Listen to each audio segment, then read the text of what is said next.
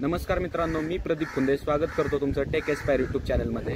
तर आज मी VIIT पुणे येथे आलो आहे। तर MST CETच्या विद्यार्थ्याची सध्या सेकंड शिफ्ट चालू आहे। आज आहे 26 एप्रिल। तर सध्या 4:45 वाजलेत। तर एक 15 मिनिटात त्यांची शिफ्ट सुटेल। तर त्यानंतर आपण त्यांचे डिटेल रिव्ह्यू घेऊया। तर चला पाहू।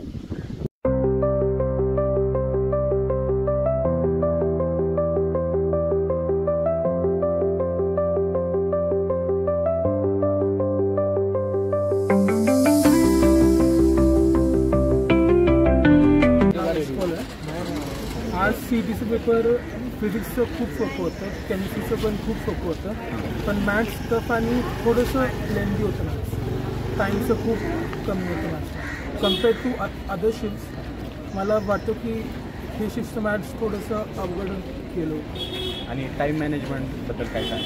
फिजिक्स आणि केमिस्ट्री खूप लवकर संपला, मॅथ्सला टाईम लागला।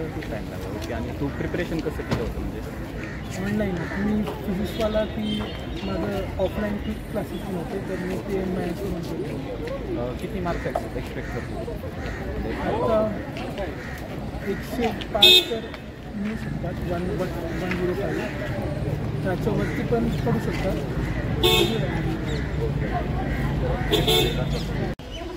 सर्वप्रथम तुझं नाव सांग। तर आता तू CET झाली, कशी गेली, काय वाटतं? पेपर तर ठीकठाक होता, पण बघायला गेलं तर ऑलमोस्ट सगळे क्वेश्चन फिरून आले होते। थोडा अवघड गेला सगळ्यांना, बऱ्यापैकी चांगला गेला आहे। करतं कसं पर्सेंटेज आणि टाईम मॅनेजमेंट म्हणजे टाईम पुरला? टाईम पुरायला गेलं तर मॅथ्ससाठी तर काय पुरलंच नाही। फिजिक्ससाठी तर गेला, फिजिक्स केमिस्ट्री चांगला गेला, मॅथ्ससाठी जरा अवघड गेलं। PYQ रिपीट झाले की वेगळे रिपीट झालं गेलं तर बऱ्यापैकी म्हणजे थोडेफार झाले होते, पण एवढे नव्हते। किती मार्क्स पडतील असं वाटतं? डिपेंड करतं पर्सेंटेज, आता किती पडतील। माझं सगळ्यात घालतं मॅथ्सच गेलेलं आहे, तरी आपण धरून सगळं 80। सर्वप्रथम तुमचं नाव सांगा। ओके, तर आता तुमचा CETचा पेपर झाला, कसा गेला, काय म्हणताल पेपरबद्दल? अकॉर्डिंग टू मी तरी फिजिक्स डिफिकल्ट होतं, केमिस्ट्री होतं इझी होती केमिस्ट्री, आणि मॅथ्स लेंदी होतं, कॉन्सेप्ट वाईज होतं, बट मॅथ्स सॉल्व करता आलं सगळं। आणि फिजिक्स डिफिकल्ट। टाईमबद्दल काय सांगाल? टाईम पुरला? हो, टाईम मॅनेजमेंट होतं। ओके, तर प्रिपरेशन कुठून केलं तुम्ही? Online offline? ऑफलाईन पंढरपूरवरून नाही, हो, तिथे कोचिंग क्लासला होते, ब्रिलियंट अकॅडमीवरून। हां, ठीक आहे। तर किती मार्क एक्सपेक्ट करता तुम्ही? 80+. 80? आणि तुमचं समजा एक्झाम देत असताना आणि काही प्रॉब्लेम आला का तुम्हाला? म्हणजे आयडेंटिटी व्हेरिफिकेशन किंवा कम्प्युटर हँग झाला? थँक्यू। नवीन मित्र भेटलेले आहेत, तर त्यांना विचारू आपण। सर्वप्रथम तुमचं नाव सांगायचं? यश केसवर. यश केसवर. तुझं? प्रसाद जाधव. श्रेयस. तर काय सांगाल, आत्ताच तुमचं एक्झाम झाले, तुमचं एक्झाम कशी गेली? नाही, ही शिफ्ट सगळ्यात टफ शिफ्ट होती, आणि टाईम पण कमी पुरला, कारण क्वेश्चन हार्ड होते आणि लेंदी खूप होते ना, त्यामुळे वाचायला वगैरे टाईम पुरत नव्हता। मॅथ्सला होता टाईम, पण मॅथ्सचं पण खूप टफ होतं। मित्र तुझं? मला पण चांगलं गेलं पेपर, फिजिक्स जरा हार्ड गेला, कारण की वेक्टर्समध्ये खूप क्वेश्चन आले, आणि टाईम पण ठीक आहे, चांगलं टाईम वाढून दिला पाहिजे, तुला सध्या म्हणजे टाईमची कमतरता पडली?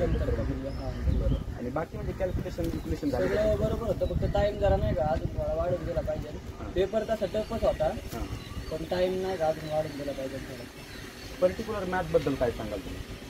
मॅथ्समध्ये वेक्टर्स चॅप्टरमधून भरपूर क्वेश्चन होते।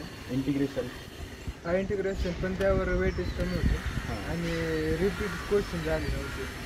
PYQ आले नव्हते असे भरपूर नाही, 1 ते 2 होते, कारण मी 2-3 जणांचा रिव्ह्यू घेतला, ते पण बोलले PYQ रिपीट नव्हते झाले। नाही, यावेळेस सगळं अगोदर जो घेतला होता त्याच्यात 2-3 स्टुडंट बोलले होते की PYQ रिपीट झाले। थोडीशी आय थिंक अवघड असेल, त्यात काही घाबरायचं नाही, तुम्हाला पर्सेंटेज जास्त येते तर त्याविषयी। आणि केमिस्ट्रीबद्दल काय सांगाल? म्हणजे केमिस्ट्रीचं कसं होतं? केमिस्ट्री ठीक होते, पण ते फिजिक्स आणि मॅथ्सच्या दृष्टिकोनातून केमिस्ट्री सगळ्यात इझी। केमिस्ट्री स्कोरिंग गेलं तर मग काय किती मार्क्स एक्सपेक्ट करता तुम्ही? 80+ तर गेले पाहिजे, कारण शिफ्ट पण टफ होते। थँक्यू। तर मित्र, तू बोलला आता तुला केमिस्ट्री इझी गेलं, त्याचं मागचं कारण? कारण आम्हाला BGS कॉलेज बावलीमध्ये सात मॅडम शिक्षक होते नाही का म्हणजे फ्रेंडली होत्या खूप समजून सांगायच्या त्यांचं शिकवलेलं समजत हां. त्यांनी जे सांगितलं ना ते बोर्डाच्या पेपरमध्ये पण ते खूप वेळ 100% शुअर होतं म्हणजे नाही का तेच पेपर तुमचं फेवरेट टीचर होता फेवरेट टीचर म्हणजे तसं नाही म्हणता येणार फेवरेट टीचर तर होत्याच पण त्याच्या समजून सांगायचे किंवा सगळं सांगायच्या म्हणजे 100% शुअर खरं व्हायचे. ठीक आहे, तुम्हाला पुढच्या वाटचालीस शुभेच्छा. हां चालेल. मित्रा, तुझं नाव सांग सर्वप्रथम. स्वप्न रमेश आता तुझा CETचा पेपर होता, कसा गेला, काय म्हणशील पेपरबद्दल? भारी गेला थोडीशी म्हणजे सिलेबस जास्त करायला पाहिजे हार्ड नव्हता सिलेबस जास्त पाहिजे होता आणि टाईम मॅनेजमेंटबद्दल टाईम पुरला का? आणि थोडं कमीच जास्त अजून सॉल्व केलं असतं जास्त मॅथ्स टफ होतं की कसं होतं मॅथ्स? सपोर्ट होतं इंटिग्रेशन जास्त होतं हो. आणि फिजिक्स आणि केमिस्ट्री चालतं. किती मार्क्स एक्सपेक्ट होते? ओके, 150. तर काय सांगशील म्हणजे नेक्स्ट आपले CET असतील म्हणजे त्यांना काय सांगशील एवढंच की प्रिपरेशनबद्दल? रिवायज केले पाहिजे आणि टेक्स्टबुक वाचले पाहिजे UIT रिपीट झालं जास्त नाही हां टेक्स्टबुक म्हणून डायरेक्ट घेतात क्वेश्चन आणि म्हणजे जास्त आता समजा केमिस्ट्री असेल फिजिक्स असेल थिओरिटिकल क्वेश्चन आलते की नाही? थिअरी जास्त नव्हती केमिस्ट्रीमध्ये Numericals होते. हो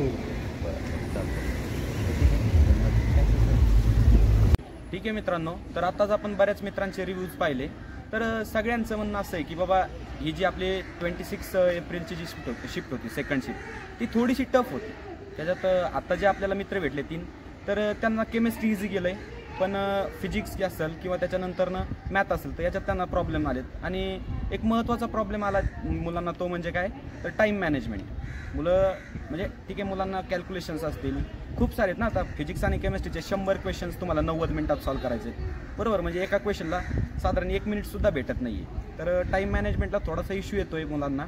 तर त्याच्यावर आपण काम करतो आहे. टाईम मॅनेजमेंट म्हणजे कसं मुलांना शिकवलं जाईल याच्यावर आपण काम करतो आहे. पण सध्या आता शिफ्ट अवघड गेली म्हणतोय. मग ज्याच्यामुळे काळजी करायची काही गरज आहे का तर काळजी करायची गरज नाही. कारण शिफ्ट अवघड गेली किंवा थोडीशी डिफिकल्टी लेवल जास्त होती तर ही सगळ्यांचीच जास्त होती ना, तुमची एकट्याची नाही ना पर्टिक्युलर.